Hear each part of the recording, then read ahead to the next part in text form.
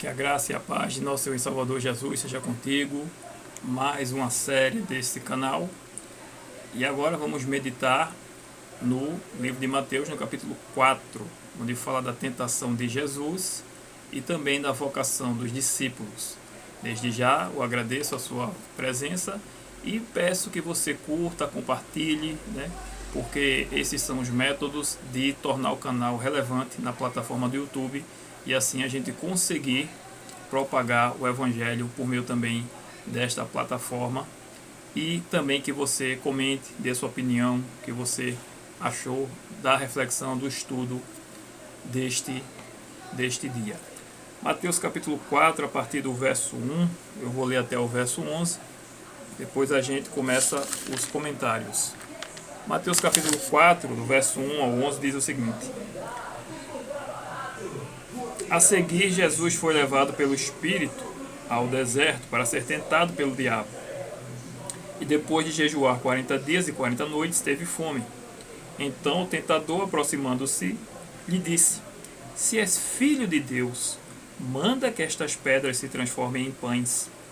Jesus, porém, respondeu: Está escrito: Não só de pão viverá o homem, mas de toda a palavra que procede da boca de Deus. Então o diabo levou-o à cidade santa, colocou-o sobre o pináculo do templo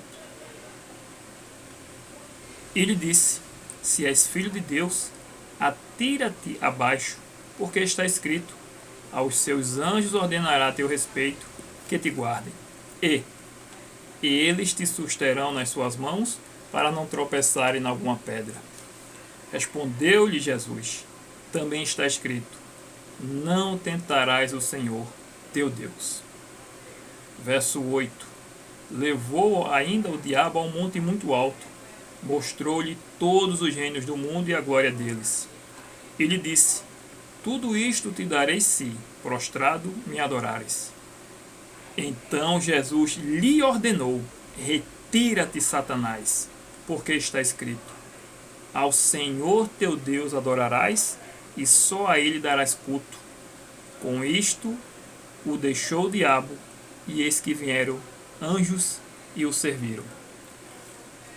É importante a gente entender o contexto e se colocar sempre na situação do personagem bíblico quando estamos lendo a palavra de Deus e queremos compreender aquela mensagem.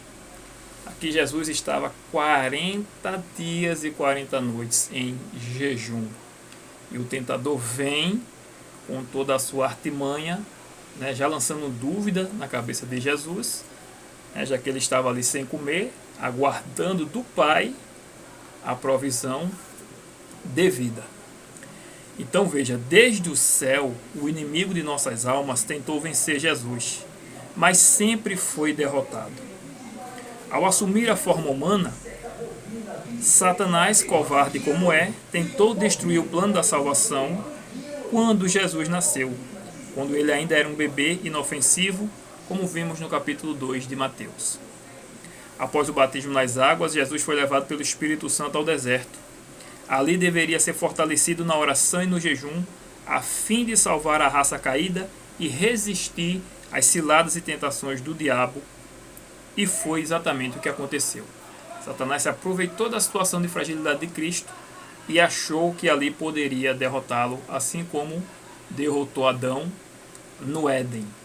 Mas como a palavra de Deus diz, a tua graça me basta, e o teu poder se aperfeiçoa na fraqueza. O inimigo ali, ele viu grande possibilidade de derrotar a majestade do céu, que em forma humana e faminto parecia ser uma presa fácil para ele. Ledo engano. Analisemos aqui. Satanás ele se apresenta como um anjo de Deus, primeiramente, mas ele lança dúvidas. Se és filho de Deus, Jesus rebate com um poderoso: está escrito. Interessante entender também o contexto, porque quando Deus, ou o próprio Jesus disse isso lá no Antigo Testamento, em Deuteronômio, a Moisés, ele diz, nem só de pão viverá o homem, mas de toda a palavra que procede da boca de Deus. É uma advertência, né, ou um conselho, ou um mandamento, para que o homem se lembre que depende de Deus, assim como dependemos do alimento físico para viver, que também vem de Deus, nós dependemos de Deus para tudo. Não podemos esquecer a nossa comunhão com Deus, o nosso alimento espiritual. Portanto, não podemos pegar um texto fora de contexto. Jesus aqui rebateu as artimanhas do inimigo, né? Muita gente pode chegar para quem está passando por dificuldade e dizer, né, mas tu não é crente? Por que tu estás passando por essa dificuldade? E ali está escrito, né, nem só de pão viverá o homem, né? Por quê? Porque nós devemos, assim como Cristo, esperar na providência divina. O que não podemos é usar esse texto como uma desculpa, por exemplo, para não ajudar alguém que está em necessidade. Não podemos dizer isso a quem está passando fome, né? Por exemplo. Então, continuando, né? Satanás ele tenta a Jesus na prepotência, né? Vendo que Jesus citou as Escrituras, o inimigo, para dar sentido às suas palavras, também cita as Escrituras, só que tirando do contexto para perverter a palavra de Deus, né? Se tu és filho de Deus, lança-te daqui para baixo, porque dará ordem, como diz aqui no verso 6, né? Dará ordem a teu respeito para que te guardem, né? Só que te guardem que em seus caminhos, no caminho de Deus, né? Ele também cortou aqui o verso bíblico, né? Da sua essência. E em terceiro, a adoração, né? Coisas do mundo, né? Muito a fim de conquistar a glória do mundo, né? Muitos a fim de conquistar a glória do mundo abrem mão dos princípios bíblicos, né? Não é o caso de Jesus e não deve ser o nosso caso. Jesus não abriu mão do que veio fazer por causa da glória desse mundo, mesmo na situação frágil que ele estava, né? De fome, e o inimigo lhe oferecendo toda a glória do mundo. Nessa vitória de Jesus, temos a chave do sucesso para uma vida cristã vitoriosa.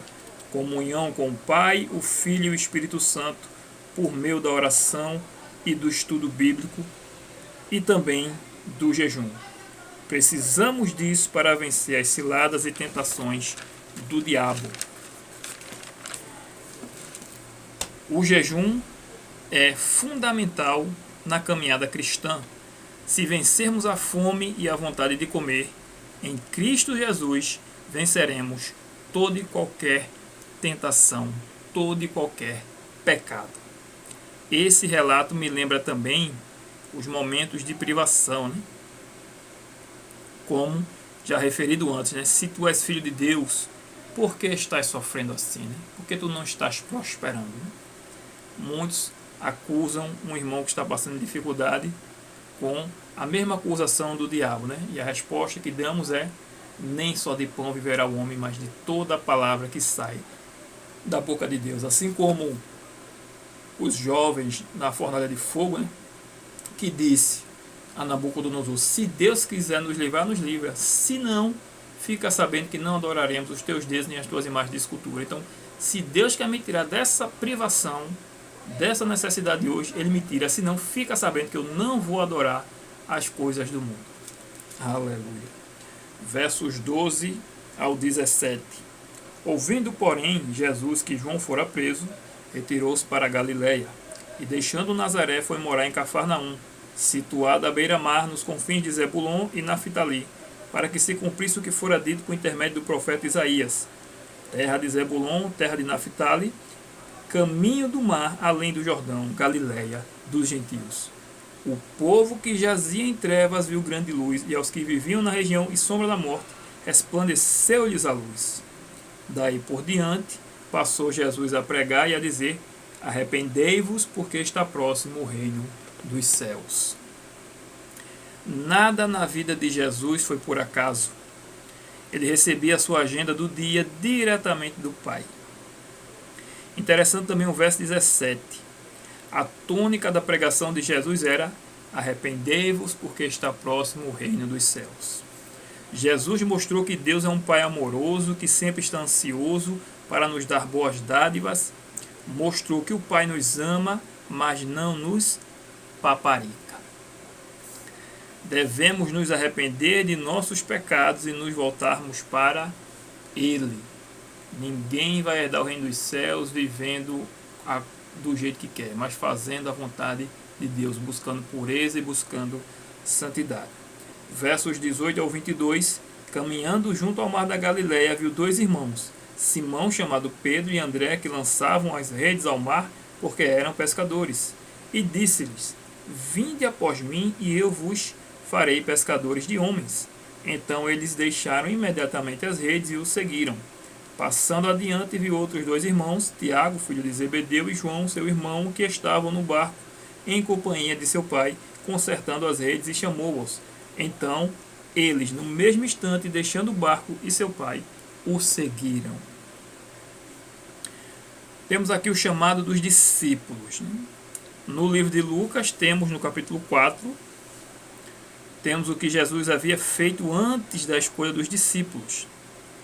E também no capítulo 3 de Marcos e em Lucas 6, nos mostra, após a pesca maravilhosa, aquele milagre de Jesus, a escolha de Jesus por 12 discípulos, para estarem sempre com ele, ou seja, aquele seu pequeno grupo especial. Verso 23 ao 25, percorria Jesus toda a Galiléia, ensinando nas sinagogas, pregando o evangelho do reino e curando toda sorte de doenças e enfermidades entre o povo. E a sua fama correu por toda a Síria. Trouxeram-lhe então todos os doentes, acometidos de várias enfermidades e tormentos, endemoniados, lunáticos e paralíticos, e ele os curou. E da Galiléia, Decápolis, Jerusalém, Judeia e da além do Jordão, numerosas multidões o seguiam. Jesus viveu fazendo o bem e ensinando o evangelho. E o que é o evangelho? Boas novas da salvação.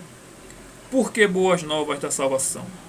O evangelho é o perdão de Deus por meio de Jesus Cristo. O homem pecou, transgrediu a imutável, santa e justa lei de Deus, e o salário do pecado é a morte eterna. Foi por isso que Jesus veio, e fazer obras de caridade, sem pregar essa verdade, sem pregar o evangelho, não adianta. Veja também que a fama de Jesus chegou até a Síria, ou seja, terra pagã. Ele seria para os gentios luz para todos os povos, e multidões o seguiam. Aleluia. No próximo tema, Mateus capítulo 5, início do poderoso sermão da montanha, um paradoxo, Como pode alguém que chora ser bem-aventurado? Como pode alguém, por exemplo, que leva desvantagem, é manso, ser bem-aventurado? Aquilo que a sociedade ensinava e ensina hoje é diferente dos ensinamentos de Jesus Cristo. E vamos aprender um pouco mais no próximo tema, no capítulo 5.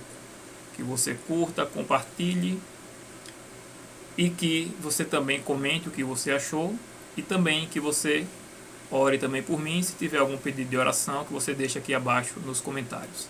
Que Deus seja louvado, que Deus te abençoe e até o próximo vídeo, em nome de Jesus. Amém.